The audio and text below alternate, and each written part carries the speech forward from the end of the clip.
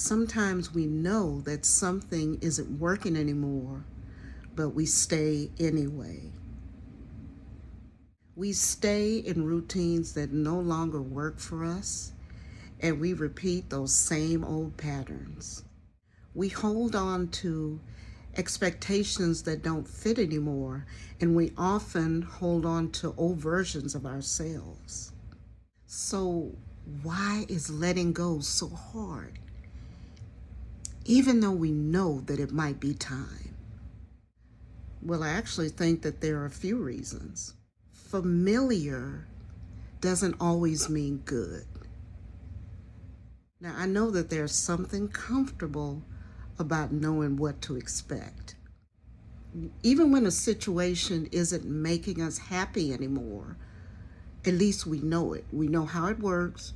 We know our role in it. And sometimes that may feel safer than stepping into something unfamiliar. The reality is, the unknown comes with questions. Well, what happens if I make a change? What if I make the wrong decision? What if what comes next isn't any better? So instead of moving forward, we just stay with what we know. And that's why I think that we have to ask ourselves a really honest question. Am I staying because this is still right for me, or because it's familiar? Because there is definitely a difference. We often become attached to who we used to be, and I think it goes a little deeper than even that. Over time, we create identities around the roles that we play.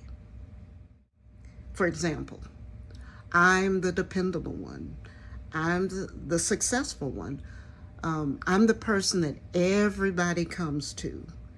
And there's nothing necessarily wrong with those things, but sometimes an identity that once gave us purpose can eventually start to feel restrictive. Maybe being the dependable one means that you never allow yourself to need anyone else. Maybe being the person who never quits keeps you committed to something that you know that you need to release.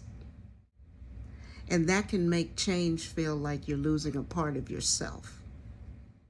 Maybe you're not afraid of losing that situation. Maybe you're afraid of finding out who you are without it. And that's a much harder question. Because now we're not just talking about changing what you do. We're talking about changing how you see yourself. We don't want the past to feel wasted. And this is another reason that we hold on. Maybe you've invested 5, 10, 15, even 20 years into something. And after giving that thing so much time, so much energy, love, and sacrifice, walking away from it can make you feel like it never mattered in the first place. But that's not true, because those years shaped you. You learned things, you grew, and you learned from those experiences. You can appreciate what a season gave you without remaining there forever. And sometimes the purpose of a season isn't to last. Its purpose is to prepare you for what comes next. Other people might still expect that old version of you. And this can make your growth sometimes very uncomfortable and sometimes difficult. You may be changing, but the people around you still know that old version of who you used to be. And they're going to expect you to show up the same way, make the same choices, play the same role. And when you start doing things differently, they may not understand it right away. But you can give these people time to adjust.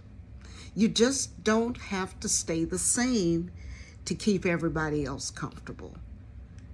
Now, growth will definitely change relationships. It's going to change your priorities. Sometimes it's also going to change the way that people see you. And becoming who you are now is accepting that not everyone is going to immediately understand the change. You don't have to dislike your past to outgrow it.